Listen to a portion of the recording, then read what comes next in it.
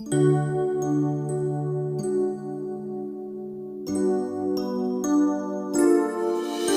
dear children, welcome you all to my channel and in my this video. This is the sequence of my last video which I made for quadratic equation, especially for the children those who are going to appear for class 10th term 2 board exam mathematics on 5th May. In this video, I am going to explain you the chapter arithmetic progression in very short and which really will help you to understand the topic and the concept of this chapter and the type of sums which are there in the exercise and in this chapter arithmetic progression. तो चलिए हम लोग video को शुरू करते हैं और आज का क्लास स्टार्ट करते हैं. What is arithmetic progression? Do you know what is arithmetic progression? Okay, I will tell you what is it. Arithmetic progression is a list of numbers where each term is obtained by adding a fixed number to its preceding term. That means arithmetic except the first term, obviously except the first term. So arithmetic progression जो है वो ऐसे संख्याओं का या फिर ऐसे numbers का लिस्ट है जिसमें फर्स्ट नंबर को छोड़ करके बाकी नंबर जो है वो पहले वाले नंबर में एक कोई फिक्स नंबर ऐड करके मिलता है. फॉर एग्जाम्पल अगर मैं यहाँ पर 2 लिखूं और यहाँ पर 5 लिखूं तो 2 में क्या ऐड करने से 5 आया, तो 2 में 3 ऐड करने से 5 आया. तो 5 में भी अगर मैं 3 ऐड कर दूं तो 8 होगा और 8 में अगर 3 ऐड कर दूं तो 11 होगा और 11 में 3 ऐड कर दूं तो 14 होगा. और इस तरह से ये जो क्रम है वो चलता जाएगा इनफाइनाइट तक, अगर ये इनफाइनाइट एपी है तो, राइट. सो आई थिंक कि the meaning of the arithmetic progression is clear कि अरिथमेटिक प्रोग्रेशन जो है वो ऐसे नंबर्स का लिस्ट है. It is a list of numbers where each term और each number is obtained by adding a fixed number to the preceding term except the first term और the first number जो है वो हमारा ये है. तो ये जो फिक्स्ड नंबर जो मैं बोल रहा हूँ, फिक्स्ड नंबर वो क्या है? फिक्स्ड नंबर को ही हम लोग बोलते हैं कॉमन डिफरेंस. इसी फिक्स्ड नंबर का नाम है कॉमन डिफरेंस. तो ये कॉमन डिफरेंस जो है this is a difference of 2 consecutive term of the AP. That means what is the common difference of this AP. अगर हम लोगों को ये निकालने के लिए कहा जाए तो इसका जो कॉमन डिफरेंस होगा वो होगा 5 minus 2, that means 3. So 3 is the common difference of this AP.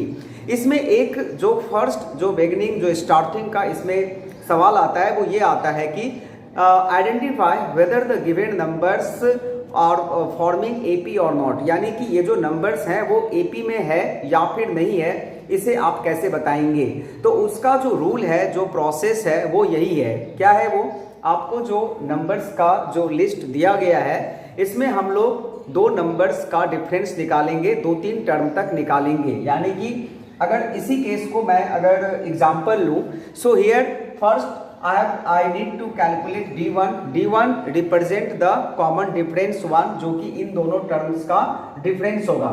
D2 will be 8 minus 5 is equal to 3 and D3 is equal to 11 minus 8. इस केस में भी ये 3 आ रहा है. So what we are observing here? We are observing here that D1 is equal to D2 is equal to D3 और इस तरह से ये जो है वो चलता जाएगा. So that we can say the given set of numbers are in AP. और किसी केस में अगर ये D1, D2, D3, D4 जो भी हम लोग कैलकुलेट कर रहे हैं वो अगर इक्वल नहीं आता है, मैच नहीं होता है, then we will say that given list of the numbers are not in AP if D1 is not equal to D2 or D2 is not equal to D3 or D3 is not equal to D4. कोई भी अगर equal नहीं हो तो that set of numbers will not form AP. और अगर सारे जो कॉमन डिफरेंसेस हैं D1, D2, D3 ये सब इक्वल हो then we will say that कि yes the given set of numbers are in AP.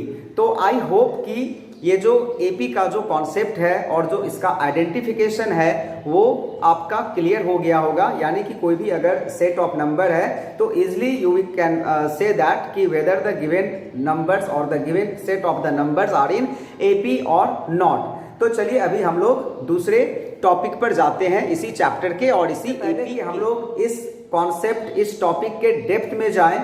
हम लोग जानेंगे कि जो एपी है उसका जनरल फॉर्म क्या है, यानी कि कैसे कोई भी जो नंबर्स है लिस्ट ऑफ नंबर्स वो एपी को फॉर्म करता है, इसका जो जनरल फॉर्म है वो क्या है। तो general form of the AP is a, then a plus d, then a plus 2d, then a plus 3d and dot dot dot dot so on. तो ये किसी भी एपी का जनरल फॉर्म होता है।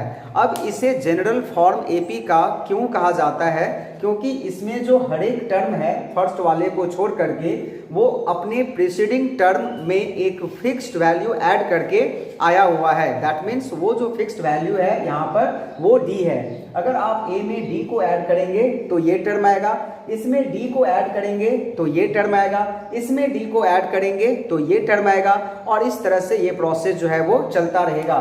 तो इस दोनों के बीच का जो कॉमन डिफरेंस है वो डी है, इस दोनों के बीच का जो कॉमन डिफरेंस है वो डी है, इस दोनों के बीच का जो डिफरेंस है वो भी डी है, और इस तरह से ये एपी को फॉर्म करता है। अगर आप इसे जानना चाहते हैं तो ये मैं आपको यहाँ पर करके दिखा रहा हूँ। ए प्लस डी इसका सेकेंड टर्म है और ए इज द फर्स्ट टर्म। अगर मैं इसमें से इसको माइनस कर दूं तो ये देखिए डी आ गया। अगर मैं इसमें से इसको माइनस कर दूं तो देखिए क्या आता है, A plus 2d, A plus 2d minus A plus D, and this will give A plus 2d minus A minus D. इसमें से भी जो है वो हमारा a और माइनस ए कैंसिल हो गया, 2d में से d गया तो d, और इसी तरह से आप किसी भी दो कंसेक्यूटिव टर्म का अगर डिफरेंस निकालें तो वहां पर d ही आएगा। So this is the general form of an AP, और अभी हम लोग आगे का चीज करते हैं। Now we will understand the types of AP. So there are two types of AP. One is finite AP and the another is infinite AP. Now what is finite AP? Finite AP देखिए ये जो finite है इसी से meaning clear है, एक ऐसा AP जिसका जो टर्म्स है वो फाइनाइट हो, यानी कि एक सर्टेन नंबर ऑफ टर्म्स हो जिसमें 5 हो, 6 हो, 100 हो, यानी कि जिसका हमें लास्ट टर्म जो है वो पता रहे, लास्ट नंबर लास्ट टर्म जो है वो हम लोगों को मालूम रहे। और एक ऐसा एपी जिसका लास्ट टर्म और लास्ट नंबर मालूम नहीं रहे तो फिर उसको हम लोग बोलते हैं इनफाइनाइट एपी। फॉर एग्जाम्पल अगर मैं यहाँ पर लिखूं 2 4 6 8 डॉट डॉट डॉट डॉट, अगर यहाँ पर 100 मैं लिख दिया, that means we are knowing the last term of this AP, so this will come under the finite AP. अब चलिए एक ऐसा मैं एपी यहाँ पर लिखता हूँ 50 100 150 200, और इसके बाद डॉट डॉट डॉट, और उसके बाद क्या नंबर है that is not given in the series, that is not given in the list.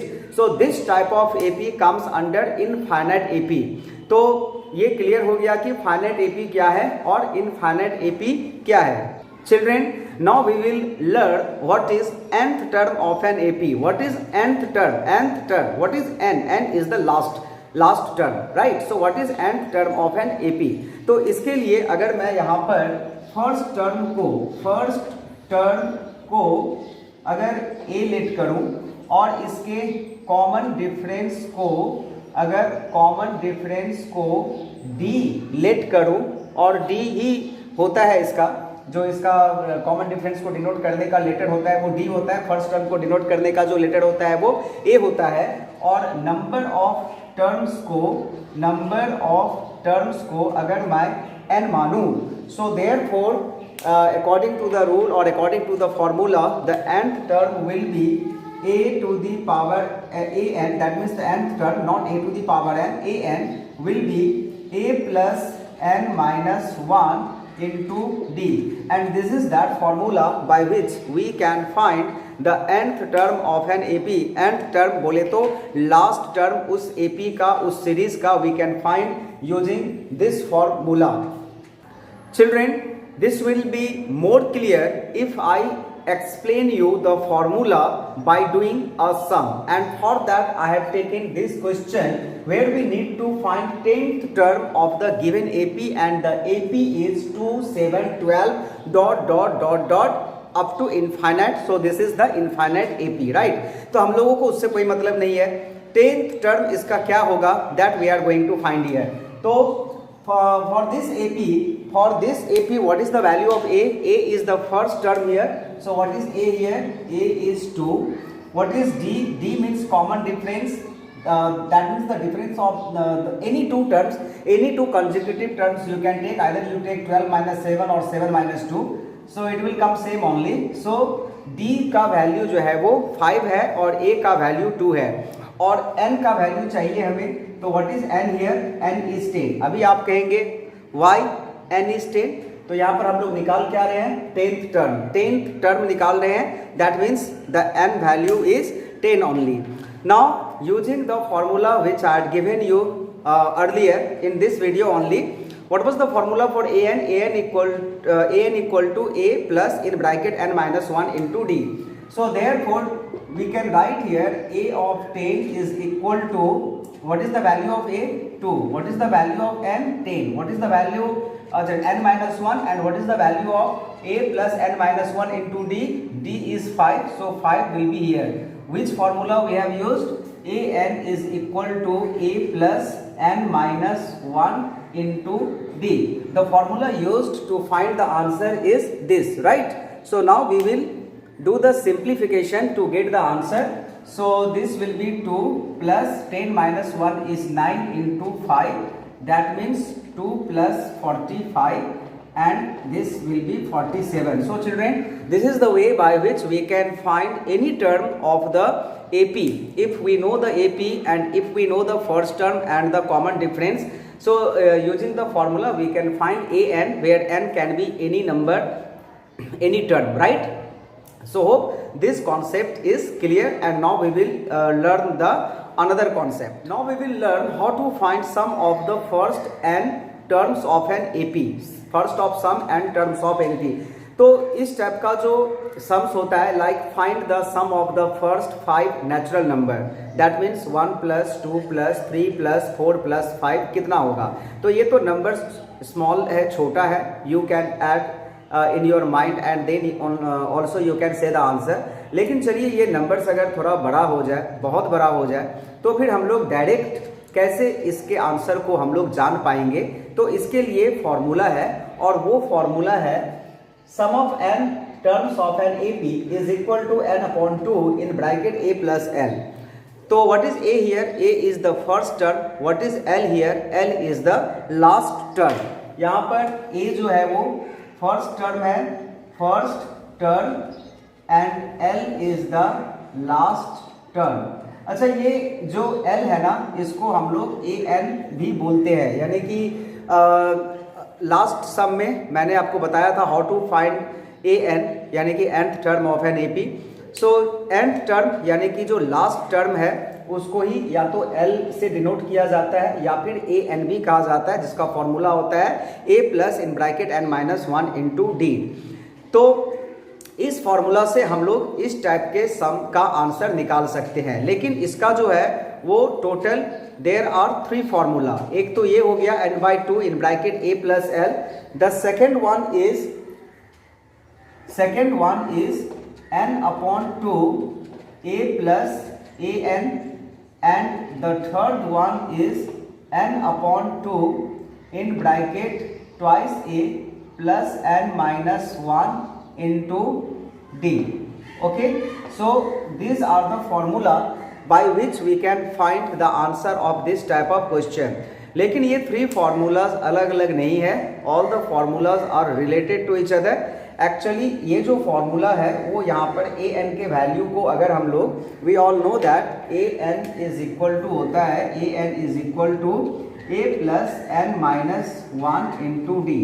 तो इस An को अगर हम लोग इससे रिप्लेस कर दें, then we will get this formula, right. And L जो होता है वो लास्ट टर्म होता है, एंड An भी जो होता है nth term, that means the last term only. तो आप यहाँ पर L लिखिए. अगर if you know the last term if you don't know the last term, then you can use this formula. If you know the last term, then either you can use this or this, both are the same formula. You write L for the last term or N for the nth term, that means the last only. Or if you don't know the nth term or the last term, then we can use this formula. So I hope that the formula part is clear, and it will be more clear when I will do one sum here on the board. Then the concept will be more clear. So have a look here on the board. Children, to understand the concept of sum of the first n terms of an AP, I have taken this question on the board, and after completing this answer, I hope that the concept regarding this thing, that sum of the first n terms of an AP will be more clear. So what is the question? Let's have a look here. The amount of money in rupees in the money box of Shakila's daughter on first, second, third and fourth birthday were rupees 100, 150, 200, 250 ... respectively. The question is, find the total money collected on her 21st birthday. So 21st birthday में उसके पास कितना रुपया होगा? अगर first birthday पर उसके money box में 100 rupees होता है, सेकेंड बर्थडे पर 150 होता है, थर्ड बर्थडे पर 200 होता है, तो what the sum of the money will be there on her 21st birthday. So this is in AP, right? This is in AP. Why this is in AP? Because if you find the pattern, you will see that there is a difference of 50 rupees, isn't it? There is a difference of 50 rupees in between each two consecutive birthday. So अगर हम लोग इसको AP के form में लिखें, so what will that AP?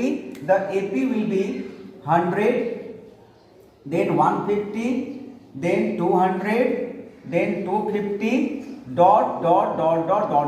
So this is the AP because the common difference is same, and that is equal to rupees 50. So we can use here the same formula which I have told you just before a few minutes ago, that Sn equal to either n by 2 in bracket A plus L, or there were the formula for the condition also, this type of condition also, when we don't know the last value, the last term.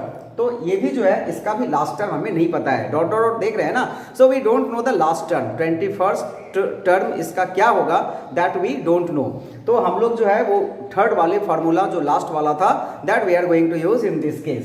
सो यहाँ पर इसके पहले हम लोग यहाँ पर A का value लिख दें जो कि 100 है, और D का वैल्यू जो है वो 150 माइनस 100, दैट मीन्स 50 होगा, और जो n का वैल्यू है वो 21 होगा. n का वैल्यू 21 क्यों होगा? Because we are going to find the money on her 21st birthday.